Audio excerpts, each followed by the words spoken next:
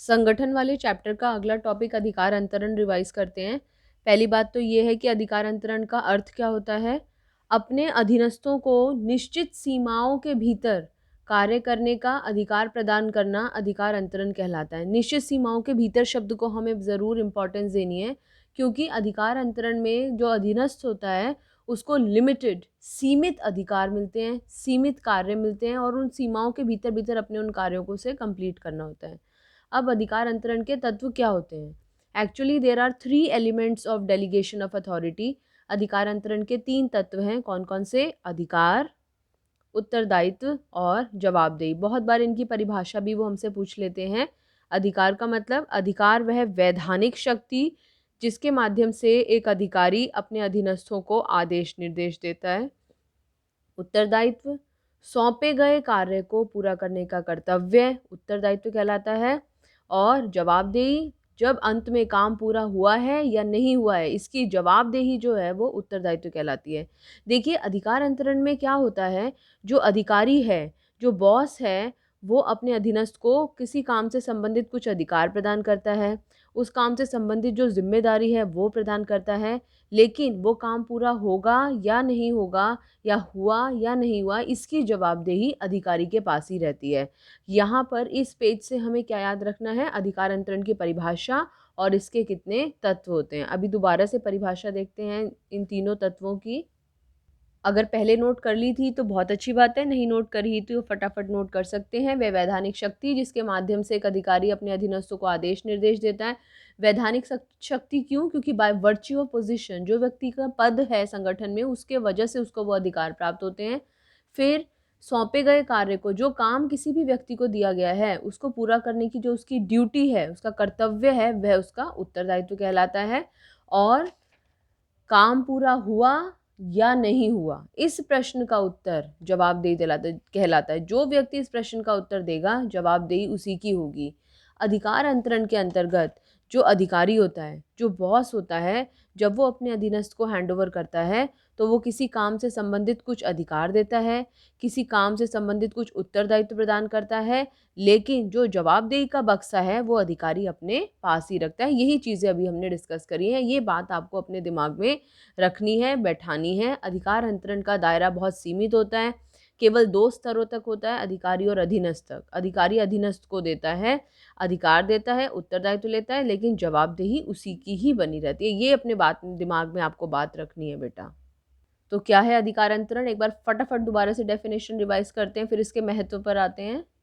अपने अधीनस्थों को, अधीनस्थ मतलब सबॉर्डिनेट्स जो अंडर काम कर रहे हैं किसी के, अपने अधीनस्थों को निश्चित सीमाओं के भीतर काम करने का अधिकार प्रदान करना अधिकार अंतरण कहलाता है। इंग्लिश में अधिकार अंतरण को डेलीगेशन ऑफ अथॉरिटी कहते हैं। फटाफट इसके महत्व देखते हैं।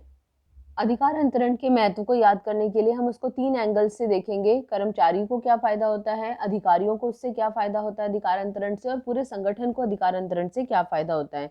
फॉर एग्जाम्पल यहाँ पर आपको बी लिखा हुआ दिखाई दे रहा है, इसका मतलब है बॉस को, अधिकारी को अधिकार अंतरण से क्या फायदा होता है। प्रभावी प्रबंध, कैसे प्रभावी प्रबंध रहता है उसका? क्योंकि वो अपने रूटीन नेचर के जो काम है, वो जो अपने दैनिक कार्य हैं, वो अपने अधीनस्थों को सौंप सकता है। और ऐसा करने से वो अपना समय बचा सकता है, और अपने समय को बचाकर क्या करता है, वो उस काम समय को अपने अन्य महत्वपूर्ण कार्यों में लगा सकता है। तो अधिकार अंतरण के महत्व का पहला पॉइंट कि ये प्रबंध को प्रभावी बनाता है, क्योंकि वो अपने दैनिक कार्यों को अपने अधीनस्थों को सौंप के अपना ध्यान और महत्वपूर्ण कार्यों पर लगा सकता है। अधिकारी को फायदा। सेकंड पॉइंट, कर्मचारी को क्या फायदा होता है? जब अधिकारी ने कर्मचारी को कुछ काम सौंपे तो ऐसे में कर्मचारी उस काम को करना सीख गया, तो कर्मचारी का विकास होता है। कैसे हुआ कर्मचारी का विकास? क्योंकि उसे काम करने को मिला। जब उसने काम किया तो उसने उस काम को सीखा, काम को करते करते वो उस काम को करने में निपुण हो गया और भविष्य में प्रमोशन के लिए भी, पदोन्नति के लिए भी तैयार हो गया। तो अधिकारी को फायदा, उसका प्रबंध प्रभावी होता है जब वो काम सौंपता है। लेकिन काम सौंपने से कर्मचारी को क्या फायदा हुआ? कर्मचारी का विकास हो गया। तीसरा बेनिफिट फिर से कर्मचारी को, जब कर्मचारी को कोई काम मिलता है तो वो मोटिवेटेड फील करता है। उसे काम मिलेगा, उसके अंदर विश्वास जागृत होता है, उसका मनोबल बढ़ता है, उसे लगता है कि संगठन में उसकी कोई भूमिका है या वो भी कुछ काम करने के लायक है, इसीलिए शायद उसे ये काम दिया गया है। तो कर्मचारी को मोटिवेशन मिलती है, कर्मचारी को अभिप्रेरणा मिलती है। 3 बेनिफिट्स, चौथा फायदा संगठन का कैसे फायदा? प्रबंधक को ज़्यादा समय मिला अपने आप को इम्प्रूव करने का, कर्मचारी का विकास हो गया। अगर कभी प्रबंधक नहीं है तो कर्मचारी उसकी जगह काम भी संभाल सकता है। तो संगठन को क्या फायदा हुआ? संगठन में विकास का सरलीकरण हुआ। अधीनस्थ तो अपने काम को कर करके इतना एक्सपर्ट हो जाता है, तो कल को यदि प्रबंधक अधिकारी वहां पर नहीं भी है उस पद पर, या संगठन छोड़कर भी चला जाता है, तो अधीनस्थ उसकी जगह को बड़ी आसानी से संभाल सकता है। तो किसी भी समय किसी भी व्यक्ति को संगठन में ऊंचे पदों पर पहुंचाया जा सकता है। तो अधिकार अंतरण के महत्व के 4 पॉइंट्स पढ़े हमने। अधिकारी को फायदा, उसका प्रबंध प्रभावी हो जाता है क्योंकि वो काम को सौंप देता है। काम को सौंपने से कर्मचारी को क्या फायदा हुआ? उसका विकास हुआ और उसको प्रेरणा मिली। और इन सब चीज़ों का संगठन को क्या फायदा हुआ? संगठन में विकास का सरलीकरण हुआ क्योंकि किसी को भी किसी की पोस्ट पे फिट किया जा सकता है। अगला फायदा, अगले दोनों बेनिफिट संगठन के लिए हैं क्योंकि ये संगठन में सोपान श्रृंखला का आधार होता है। सोपान श्रृंखला का आधार का मतलब होता है कौन किसके अधीन काम करेगा, किसका बॉस कौन है। तो ये सारी चीज़ों की जानकारी जो है वो अधिकार अंतरण के माध्यम से ही संभव हो पाती है। यदि अधिकार अंतरण नहीं होगा तो ना तो कभी कोई अधिकारी किसी अधीनस्थ को कोई काम दे पाएगा, तो फिर उनका बॉस और सबॉर्डिनेट का रिलेशन क्या होगा?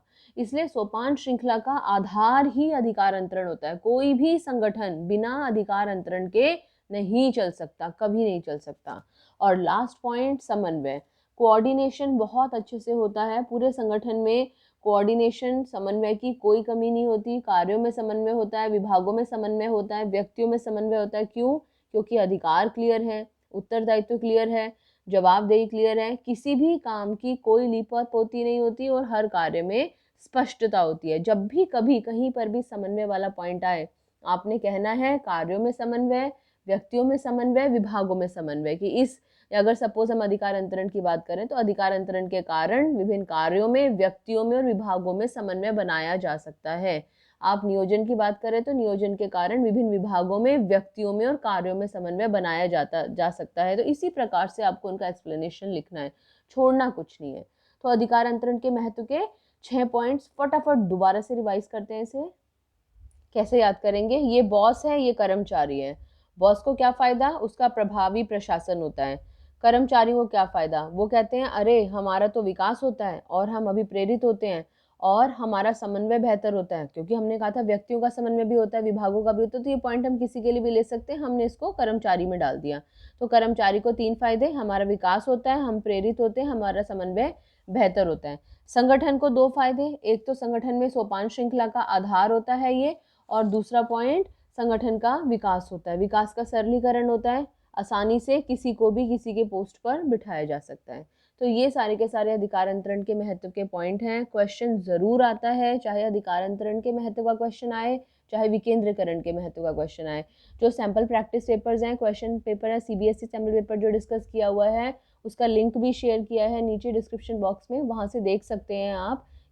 हर सैम्पल पेपर में, हर प्रैक्टिस पेपर में या तो क्वेश्चन अधिकार अंतरण का है या विकेंद्रीकरण का है। अगली वीडियो में हमारा लास्ट टॉपिक विकेंद्रीकरण बचा है, उसको डिस्कस करेंगे और अधिकार अंतरण और विकेंद्रीकरण में अंतर डिस्कस करेंगे। Till then, thank you, God bless you.